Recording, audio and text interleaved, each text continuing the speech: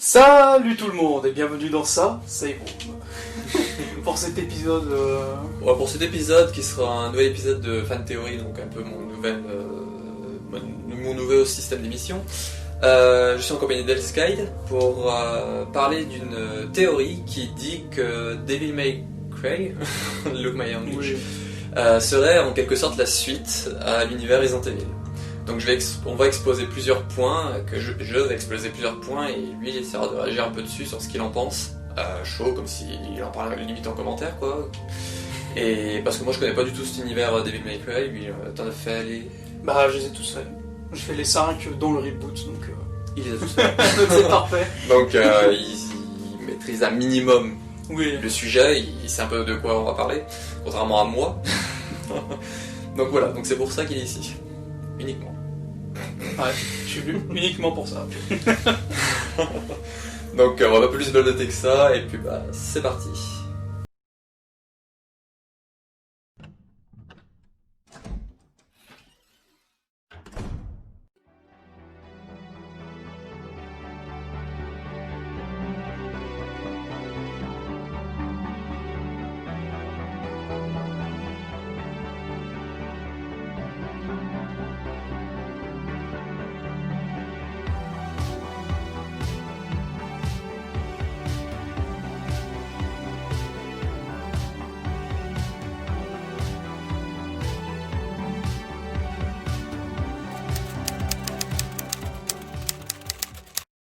Donc cette fan théorie suppose que Devil May Cry, donc surtout à l'époque de cette théorie-là, 1 à 4, se passerait après Resident Evil. Donc j'aurai 4 points, dont le dernier c'est un peu un point bonus qu'on a réfléchi un peu tous les deux avec ce que lui savait ou chose dans ce genre-là.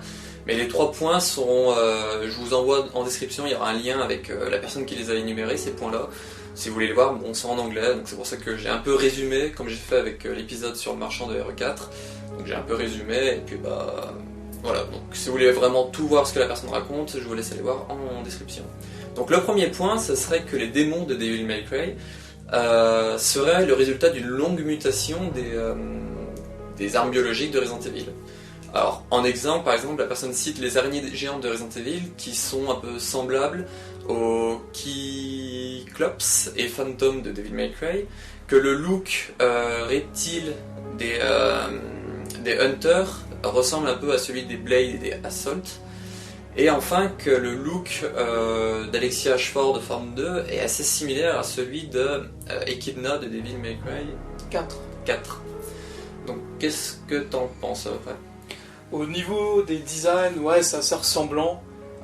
Même si Phantom, en fait, il a deux formes. Sa forme araignée normale et sa forme scorpion, avec la queue qui se déploie.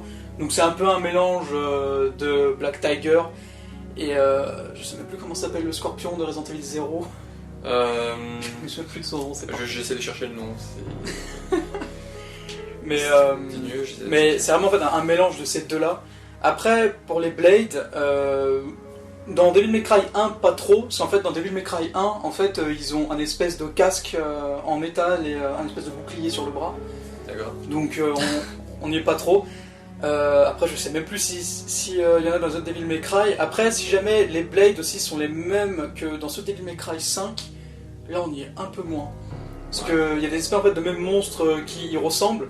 Mais ils sont beaucoup plus chiants. En fait, ils peuvent se téléporter un peu et ils peuvent se mettre en boule en fait pour rouler. Ouais, c'est un peu un mélange entre Sonic et Wesker. Donc, ouais, je suis d'accord sur le look reptile. Mais après, sur le véritable style, un peu moins. Après, comme la personne dit, ça serait une longue mutation. Oui. Genre, ça se passerait peut-être genre 100 ans après l'univers Resident Evil où on en est là, donc peut-être en 2130 ou en 2200. Oui, des choses dans ce genre-là où vraiment ils auraient continué d'évoluer. Parce que notamment, tu peux regarder, par exemple, dans Code Veronica, je crois que t'as les hunters spéciaux qui sont pas contrôlés, mais qui sont. Mais comment j'ai vu ça ? Bah, qu'ils arrivent par rapport à un détecteur que Wesker place, il est en fait dans la lumière, du coup bah, le Hunter arrive. C'est ça, et qui sont un peu limite contrôlés quoi. Oui. En quelque sorte. Bah après il y a aussi un autre Hunter amélioré qui peut empoisonner. Ouais. Donc voilà, pour dire que c'est normal que ça ressemble pas non plus à 100%, oui, mais que la personne des évolutions. dit ça se passerait dans plusieurs années, où du coup le look aura eu le temps d'évoluer. Voilà. Je sais pas si tu as d'autres idées de personnages qui pourraient potentiellement se ressembler. Voilà, potentiellement, il y avait Alexia Ashford. Oui, bah ça, je suis quand même d'accord sur la forme du boss, parce qu'on a vraiment genre le boss qui sort d'une espèce de plante et tout, et ça fait vraiment penser à Alexia Ashford, sa deuxième forme, avant de se métamorphoser en espèce de libellule. Donc ouais, ça, il ressemble sur la forme, donc ouais, je trouve que c'est plutôt valide. Après, comme autre ennemi, non, j'en ai pas forcément. Si ce n'est sûrement, allez, peut-être le Cerbère à 3 têtes qui peut peut-être faire penser au Cerbère de... Il y a les corbeaux, on avait vu. Oui, ouais, il y avait des corbeaux, mais cela en fait par contre, ça montre vraiment qu'ils ont bien évolué, parce qu'en fait, ils peuvent ouvrir leur bec, mais ils ont aussi en fait 2 autres parties sur les côtés.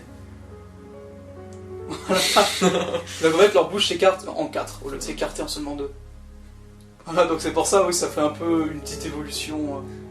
Comme la personne dit, ça se passerait plusieurs voilà. années après. Donc, quand tu regardes les premiers. Parce qu'ils se basent sur le fait que les ennemis de Resident Evil 1, par exemple, sont super différents de ceux du 6. Après, c'est pas le même virus, c'est la même chose dans ce genre-là. Oui. Mais peut-être que potentiellement, ça peut être un Hunter infecté avec un autre virus ou avec une autre chose comme ça qui a encore évolué. Par exemple, moi, le lien là, vraiment qui me vient, c'est les liqueurs et les liqueurs bêta.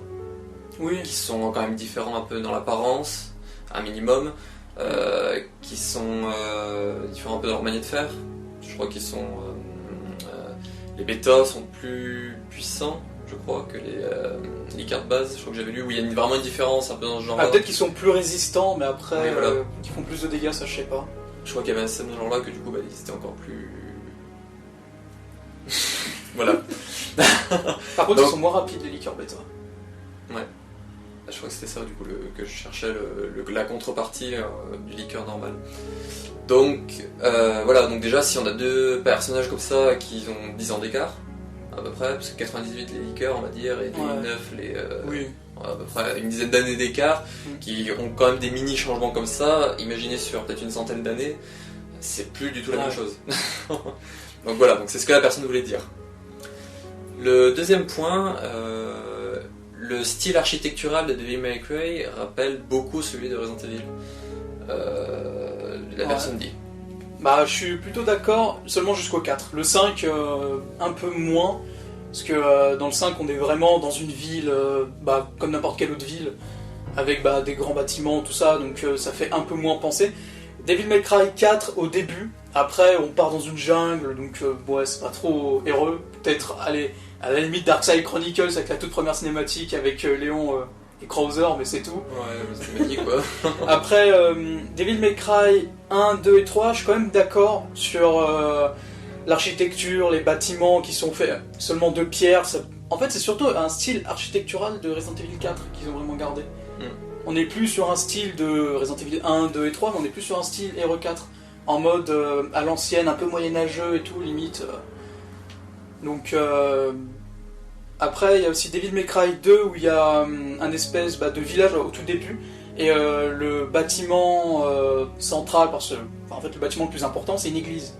Un peu comme dans Resident Evil 4, avec l'église où est capturé Ashley, qui est quand même un petit peu la partie la plus importante du village. C'est celle qui ramène tous les Ganados, quand il y a la cloche qui sonne, choses dans ce genre-là. Voilà, donc c'est un lieu très important, et on revoit à peu près ce même lieu, donc il y a quand même de grosses similitudes. Mais après, c'est pas forcément étonnant. Comme j'ai envie de dire, même pour les personnages qui se ressemblent, choses dans ce genre-là, c'est que c'est la même boîte qui les fait, c'est Capcom. Oui, voilà. Donc c'est normal qu'ils utilisent en quelque sorte un peu des assets ou des idées d'autres jeux ou trucs comme ça. Après, c'est peut-être pas potentiellement juste des clins d'œil, mais cette théorie. C'est une théorie quoi, donc on peut quand même y croire un minimum. Oui. Le troisième point, c'est que dans Devil May Cry, il y a peu ou pas d'humains. Ouais, seulement. Alors il y a des humains dans le 4 et le 5. Et du coup, ça serait ça le résultat que les virus auraient, on va dire, tué la grande majorité des humains, les virus parasites et les armes biologiques. Et que seules les personnes que, comme Wesker jugeait dans Resident Evil 5, qui étaient les élus ou dignes, qui du coup pouvaient survivre à une infection, ou par exemple avec Ouroboros, pour prendre le cas de Resident Evil 5, et du coup qui évolueraient, et ça donnerait notamment les personnages de Sparda, Dante et Virgile. Et j'en rajouterai un dernier point après, mais toi déjà à ce niveau-là. Ouais, c'est quand même bien fondé, surtout que... Alors, il n'y a pas que ces personnages-là, il y en a 3 autres qui sont des humains démons. On a du coup Trish, qui est du coup la partenaire finale de Dante dans Devil May Cry 1, qui est une création de Mundus, donc création d'un démon, donc, et qui ressemble en fait à la mère de Dante. En fait, il a fait exprès pour amadouer Dante, du coup, en fait, dans un piège. Devil May Cry 2, on a aussi Lucia, qui est une création d'Arius, aussi, donc ce sont tous en fait des créations de démons. Et par exemple, dans Devil May Cry 2, Lucia, elle est avec, bon, après je sais pas si c'est sa mère ou alors sa grand-mère ou peut-être une inconnue, mais dans le 2 en fait on la voit avec une vieille dame, et cette vieille dame en fait elle meurt, donc après ça peut aussi en fait avoir un rapport, peut-être que c'était pas une élue, et que du coup bah, elle se serait fait tuer. Et dans Devil May Cry 3 on a Lady, qui est une fille de démon, qui est je crois la fille de Arkham si je ne dis pas de bêtises. Donc en gros tous ceux qui sont encore vivants, sauf, j'allais oublier, il y a Nero aussi qui est fils de démon et humaine, et enfin oui, ouais, enfin fils de humain démon parce que c'est le fils de Virgile, et après cette théorie peut se contredire parce que maintenant en fait je viens de penser à 2 autres trucs. La femme de Nero, je me souviens plus de son nom, elle est totalement humaine, et dans Devil May Cry 5 on a la coéquipière de Nero qui du coup s'appelle Nicoletta Goldstein, qui est du coup en fait la grand-mère de Nicoletta Goldstein, en fait c'est elle qui a fabriqué les pistolets de Dante, et Bonnie et Ivory, et elle en fait elle est humaine. Oui, mais il y aurait des humains qui survivraient, mais il y en a d'autres qui évolueraient, notamment comme Sparda, Dante et Virgile. C'est ça que la personne veut dire. Ok. C'est que pas tout le monde évoluerait, mais que ceux qui peuvent évoluer évolueront. Et en fait, le terme démon, ça serait le nouveau terme pour les armes biologiques en fait. Et du coup, les espèces d'évolution du coup que tu as parlé là, qui se transforment en démons, ça serait un peu comme les évolutions, par exemple Wesker qui se transforme en Uroboros à la fin de Hero 5. Ça serait un peu dans ce style-là. Ça va faire penser à l'Uroboros avec la 3ème phase de contamination qui du coup là va déterminer si c'est un élu ou quelqu'un de digne. Voilà, donc c'est un peu dans ce style-là que la personne voulait dire que c'est pas tout le monde qui évolue, mais qu'il y en a certains, des élus et des trucs comme ça qui évoluent. Il y a des humains qui survivent quand même au minimum, c'est pour ça qu'on n'en voit pas beaucoup non plus et qui sont simples quoi, mais certains humains évoluent qui sont, on va dire, grâce à ce qu'ils appellent le design la pierre philosophale. Mais du coup, ça ramène à une autre chose, c'est que la personne dit que potentiellement, selon cette rumeur, Sparda, et du coup bah, c'est 2 fils, tu m'as dit, Dante et Virgile, seraient potentiellement des descendants de Albert Wesker et Jake. Donc, parce que du coup, Albert Wesker et Jake seraient, on va dire, les précurseurs des mi-démons, mi-humains, parce qu'ils seraient du coup infectés, mais ils seraient toujours humains, infectés en quelque sorte, avec les virus, les antivirus, les anticorps qu'ils contiennent dans leur corps. Et du coup, bah, ça serait en fait les espèces de descendants de ceux qui sont potentiellement capables du coup d'évoluer grâce à leurs anticorps qui contiendraient dans leur sang. Donc, je sais pas si tu veux réagir un peu là-dessus. Du coup, en fait, Sparda, ce serait un des enfants de Wesker ou un descendant? Ça serait un descendant de, par exemple, Jake et Sherry qui auraient eu des descendants, pas encore des descendants. Bah ça peut se contredire parce que Sparda, il n'est pas humain, c'est un démon total. C'est juste un démon. En fait, Dante et Virgile sont enfants d'un, du coup, démon, donc Sparda, et d'une humaine. D'accord. Donc c'est pour ça que ça pourrait se contredire là-dessus. Après, jamais ça aurait juste été Dante et Virgile qui auraient été les descendants de Wesker, pourquoi pas. Mais la personne met Sparda aussi, donc... Après, est-ce qu'il est complètement démon parce que c'est un enfant de, par exemple, Sherry et Jake, qui du coup, eux deux sont on va dire, contaminés, et du coup ça fait un mélange chelou, donc ça crée, on va dire, un premier mi-démon complètement, ou... Il y a des chances. Peut-être... Après, comme on dit, c'est une théorie, donc on va pas Oui. non plus se fouler le c'est cerveau à fond, mais... Parce que sinon il y a de la fumée qui va sortir.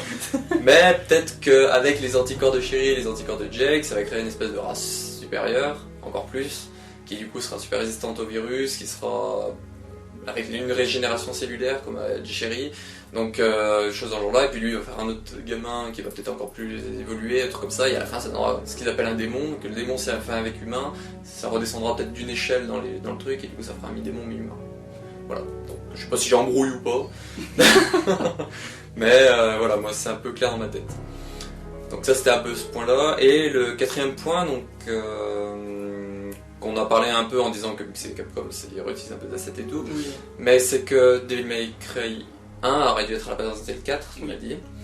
Et du coup, il y a des potentielles références à Resident Evil. Donc c'est soit parce que c'est dans le même truc, mais selon cette théorie-là, c'est que du coup, ça serait, vu que c'est dans le futur, c'est des restes qui restent du passé de l'univers Resident Evil, quoi. Donc notamment, on a... après ça, c'est grâce à Capcom, c'est dans des musiques, 2-3 détails. Oui. Mais certains, par exemple, il y a l'Uroboros Corporation, tu m'as dit. Et il y a des potentielles allusions, notamment avec dans une galerie un homme en fauteuil roulant qui pourrait potentiellement être Spencer. Donc voilà. Ou sinon le blason qui a sur des portes et un drapeau, de ce que j'ai lu, qui rappelle beaucoup le logo de Umbrella en bleu et potentiellement le blason de la famille Spencer en quelque sorte. Oui aussi. Donc je sais pas si tu veux réagir là-dessus. Par exemple pour les bruitages de musique, je vous conseille, si jamais vous avez le temps, ce serait d'écouter la musique de Resident Evil 5, la bataille contre Popo Karimu. Merci. Et du coup la musique de Devil May Cry qui s'appelle Load and Lock, ou alors Lock and Load. Je mettrai les liens en description des deux. Voilà. Qui du coup en fait utilise, alors pas la musique complète, mais quelques petits bruitages qui lui ressemblent. Et du coup Uroboros qui a aussi du coup été créé par un méchant, voilà, donc Arius. Faire du coup penser à Uroboros créé par Wesker. Qui ce serait du coup, il utiliserait le virus Uroboros comme source d'inspiration pour créer sa corporation. Surtout qu'en plus, il me semble que dans Devil May Cry 2, Uroboros, ils veulent en fait l'utiliser pour ouvrir la porte du monde des terriens et le monde des démons. D'accord. Et du coup en fait, ça ouvrirait du coup la porte au démon ultime qui s'appelle Argosax. Qui lui par contre c'est le démon des démons, enfin c'est ce qui est dit dans Devil May Cry 2. Et du coup c'est drôle parce que Uroboros en quelque sorte est censé, on va dire, contaminer le monde et du coup laisser que ceux qui sont, on va dire, ultimes résistants, quoi. Donc ça fait un espèce de rappel, quoi, quand même. Oui. Et vu que la personne dit que les BO, les armes biologiques, s'appellerait démon, du coup ça ouvrirait la porte aux démons si Uroboros serait dans le monde entier, parce que du coup tous ceux qui seraient pas contaminés deviendraient désaffectés des armes biologiques et du coup des potentiels démons, quoi. Donc c'est vrai que en y réfléchissant ça rappelle beaucoup, quoi. Oui voilà, puis après il y a aussi une dernière musique de Devil May Cry 1 qui s'appelle Ancient Castle, où du coup en fait on peut entendre en fond le thème de Serenity de Resident Evil 4. Vraiment au fond, faut vraiment écouter. Soit vous prenez des écouteurs ou un casque et là vous devrez bien entendre. D'accord. Et potentielle allusion à la fauteuil roulant, je sais pas si tu veux, ou le blason. Le blason, ouais, pas forcément, enfin ça ressemble au logo d'Umbrella. Après tu retrouves un peu partout, tu regardes le pape, il l'a un peu sur les épaules, quoi. Oui, c'est vrai. Après, il y avait aussi l'image qu'on avait vue de Dante qui devait porter un collier spécial et en fait, il a les mêmes en fait, couleurs que Umbrella. Donc, à la forme du collier en plus. Donc blanc et rouge. Dans les concept art, si vous voulez regarder, c'est dans les concept art de Dante. Ouais, puis après, pour l'homme en fauteuil roulant, vu que ça n'a pas été gardé, parce qu'on n'a jamais vu dans un Devil May Cry, du coup c'était à la base un concept fait peut-être pour Resident Evil 4. À l'époque, c'est peut-être qu'ils voulaient le montrer dans un Tu m'as dit que ça aurait dû être des enfants Spencer, non? C'est pas ça que c'est. Oui, normalement, si jamais en fait Devil May Cry aurait été Resident Evil, en fait Dante et Virgil auraient été des enfants créés par Spencer lui-même. Mais en fait, si ça n'a pas été Resident Evil, c'est parce qu'en fait le jeu a été orienté trop action et du coup ils ont décidé d'en faire un jeu à part et tant mieux. Sinon Devil May Cry n'existerait pas. Et on serait peut-être parti dans un truc un peu plus action. Peut-être que Resident Evil 4 aurait pas été aussi bien. Ça aurait été Devil May Cry 1 en quelque sorte. Oui, voilà, c'est ça. Avec du coup l'habillage Resident Evil, quoi. Oui. Donc voilà. Un Devil May Cry en vue caméra à l'épaule. Avec la chute de moi là au début. Ouais. Toujours là. En espérant qu'ils n'utilisent pas les mêmes ennemis, parce que dans Devil May Cry il y a des marionnettes en bois, donc c'est pas forcément. C'est ça, les marionnettes en bois. J'ai vu qu'il y en a qui faisaient des rapprochements soit avec les Ganados, soit avec les Revenants de Révélation 2. Moi, mais bon, ça après, je l'ai pas pris parce que c'est un peu tiré par les cheveux, mais vraiment, t'en arracher le crâne. En fait, c'est un petit peu comme ceux qui diraient Resident Evil Devil May Cry, c'est normal que ce soit tout dans la même timeline parce que c'est Capcom. Il y a une théorie que je vous parlerai peut-être d'un épisode qui dit que tous les jeux Capcom se passent dans le même univers. Heureusement que c'est qu'une théorie. Bah, c'est comme ceux qui disent que tous les jeux Nintendo se passent dans le même univers. Ça va plus crédible, c'est un look qui se ressemble et tout. Oui, ou comme aussi les films Disney Pixar aussi qui se passent dans le même univers, parce qu'il y a beaucoup d'easter eggs dans les films, d'autres films, mais ça c'est beaucoup plus logique. Parce que c'est beaucoup plus enfantin qu'on peut imaginer. Mais si un jour j'ai le courage, parce que je pense que ça va être une grosse vidéo, de vous faire le Resident Evil se passe dans le même univers que tous les jeux Capcom, je vous le ferai. Voilà, je vous promets rien, c'est si la flemme n'est pas là. Ou si vraiment j'ai envie d'en parler, bah, je le ferai. Mais pas pour le moment. Ça a l'air vraiment un peu spécial ce qu'il racontait un peu là-dedans, j'ai un peu feuilleté vite fait et oulala. Donc, cette théorie, qu'est-ce que t'en penserais en gros? Bah, elle peut être quand même valide sur certains points, pas non plus sur tout, mais quand même, il y a de très bons points pour appuyer sur cette théorie. Et, bah, surtout ce qu'ils disent que ça se passe vraiment dans le futur, c'est pas de quoi le futur sera fait, quoi. Donc oui. Ça laisse vraiment le doute, oui, voilà, potentiellement ça peut devenir ça, quoi. Donc, moi vu que je connais pas Devil May Cry, je me prononce pas. Bah après en fait je sais pas, parce que... Bah, c'est une théorie, tu peux ne pas y croire ou y croire, ou juste avoir des doutes. C'est pas non plus dire ah oui cette théorie, c'est sûr, comme certains vont faire. Non mais de toute façon on peut pas confirmer une théorie. C'est ça. Sauf si c'est confirmé officiellement par Capcom eux-mêmes. Là on peut rien. Par exemple un jour vraiment il y a un lien qui dit tout a débuté avec le manoir Spencer, un truc comme ça dans genre Devil May Cry 8 ou comme ça. Là oui tu te dis ah bon bah c'est bon il parle de manoir Spencer, il parle que tout a commencé là-bas, ça y est fini, ça se passe dans l'univers. Mais tant qu'il n'y a pas vraiment quelque chose d'officiel, ça reste tout du théorie. Oui. Donc après, je trouve cette théorie intéressante, parce que ça permet vraiment d'ouvrir sur plusieurs discussions. Oui, voilà, donc je trouve que c'est vraiment très bien, il y a de très bons points, de très bons arguments. On voit que le mec, genre, il a pas juste dit oh bah juste parce que c'est Capcom, allez c'est bon, hop là. Oui, voilà, non, il a essayé de chercher des points pour... Il y a eu des points travaillés quand même, donc ouais, ça peut être une théorie qui pourrait potentiellement se valider, mais après, à voir au fil du temps. On verra. Avec Devil May Cry 25 ou Resident Evil 38.